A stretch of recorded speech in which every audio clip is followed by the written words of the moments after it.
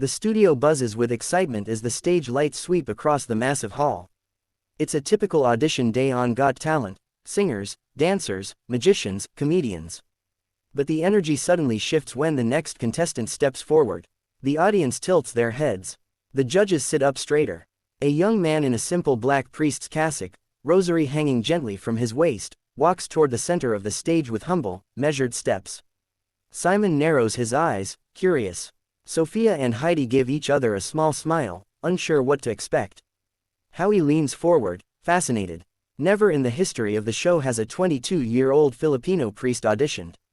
The crowd murmurs, some whisper, "Is he really a priest?" Others pull out their phones to record, sensing something unusual is about to happen. The young priest stops at the microphone, bows politely, and offers a warm smile that instantly calms the room. "Good evening," he says, his voice soft but steady. "My name is Father Gabriel Santos, and I come from a small parish in Cebu, Philippines." "Wait, you're an actual priest?" Heidi asks with a laugh of disbelief. "Father." Gabriel nods gently. "Yes, ma'am." Simon raises an eyebrow. "And what brings you to Got Talent?" The priest clasps his hands for a moment, thinking. "I'm here to share the gift I believe God gave me," he replies. "I don't hope to impress, only to inspire. Even touching one heart tonight would be enough." The sincerity in his words settles over the hall like a quiet blessing. A hush falls, an unusual, reverent silence rarely felt in talent shows. "Father." Gabriel takes one slow breath, steps closer to the microphone, and prepares to reveal a voice no one in the room expects. The theater darkens slowly, as if the entire room is preparing to witness something sacred. A single spotlight descends upon Father Gabriel, wrapping him in a soft, golden glow that makes his cassock shimmer slightly. The audience leans forward. Everyone is waiting, curious, unsure, but strangely hopeful. The music begins with a gentle piano introduction, the kind you hear echoing through an empty cathedral at dawn. Father Gabriel closes his eyes, places one hand over his heart, and begins to sing. In the moment his voice emerges, the world seems to stop. His tone is unbelievably pure, smooth, angelic, filled with raw emotion. It's the kind of voice that feels like prayer made sound, a voice that reaches into the soul without permission. People in the front row gasp. Others instantly tear up. The judges freeze, stunned. The song is an original, "Light of My Soul," a piece he composed during his quiet evenings in the parish. It speaks of hope, mercy, and finding God in the darkest moments. But even those who don't understand the lyrics feel the message in their bones. With every high note, the atmosphere shifts. The stage lights blossom into soft blues and whites, creating the illusion of stained glass windows reflecting morning light. Father Gabriel's voice grows stronger, filled with conviction yet never losing its gentle warmth. Sophia grips her chair, whispering, "Oh my God." Heidi presses her fingers to her lips. Howie shakes his head in disbelief.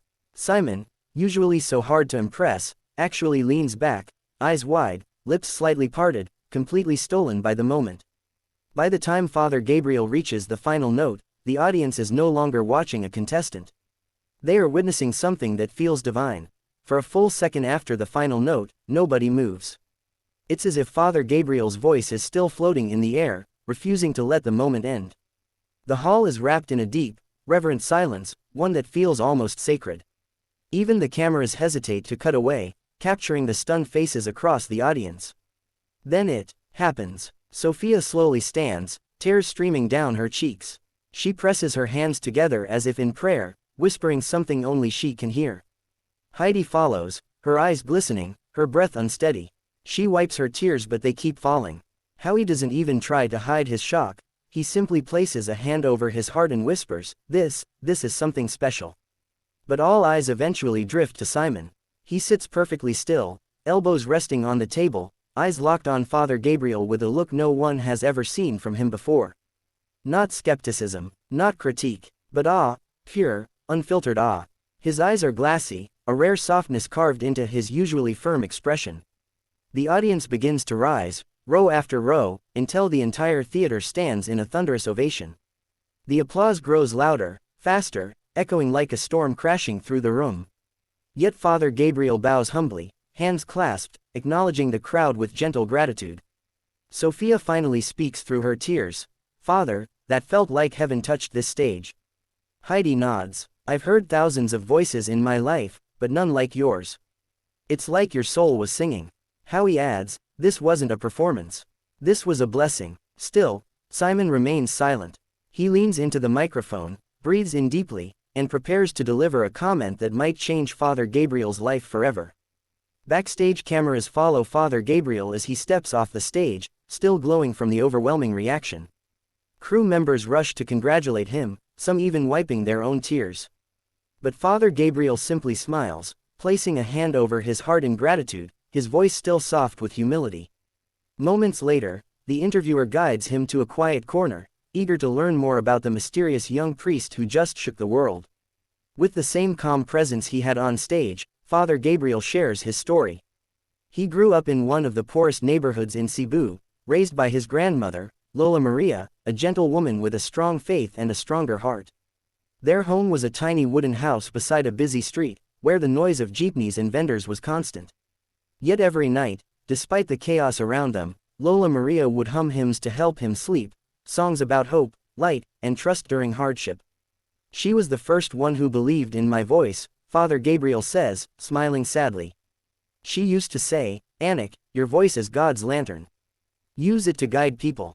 When Lola Maria passed away when he was only 15, he promised himself two things: to serve God and to use his voice only for good. But life wasn't easy. Becoming a priest at a young age required sacrifice, study, and unwavering discipline. Singing became his refuge during late nights in the seminary chapel, where his voice echoed through empty halls. His parish community, humble, hardworking, and deeply proud, noticed his gift.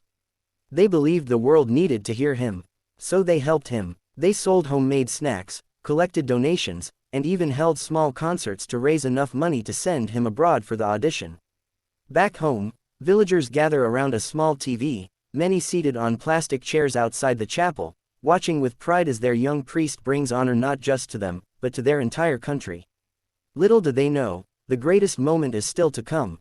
The auditorium is still buzzing from the emotional impact of Father Gabriel's performance when he steps back onto the stage for the judge's final comments. Despite the roaring applause, he remains calm, hands gently folded, eyes warm, posture humble. The audience gradually quiets, waiting for the moment they know will be unforgettable. Simon leans forward, finally breaking the silence he had held. Since the performance, his voice is low, steady, and unusually emotional. "Father Gabriel," he begins, "I've judged this show for many years, and I've heard thousands of singers. But what you did tonight wasn't singing, it was a spiritual experience. I don't think any of us were prepared for what you brought to this stage." The crowd erupts with cheers. Sophia nods vigorously, wiping her cheeks again. Heidi adds, "Your voice didn't just echo in this theater, it echoed in our hearts. I felt peaceful and overwhelmed." Howie smiles, still visibly moved. "People will replay this moment for years. This is why we do this show, to find something that reminds us of the beauty in humanity." "Thank you." Father Gabriel bows his head gently. "Thank you, Po," he replies in a soft voice, earning warm cheers from Filipinos in the audience who proudly wave small flags. Simon stands up. The room grows still. "Father," he says slowly, "I think God gave you a gift, and today, you shared that gift with the world." Then, without breaking eye contact, Simon reaches forward and slams the golden buzzer. The entire stage explodes in a shower of golden confetti. The audience screams in joy. Sophia claps her hands over her mouth. Heidi jumps up. Howie cheers. Father Gabriel closes his eyes, overwhelmed, tears falling as he lifts his hands slightly, as though thanking heaven itself. His journey is no longer just an audition. It is a miracle witnessed by millions.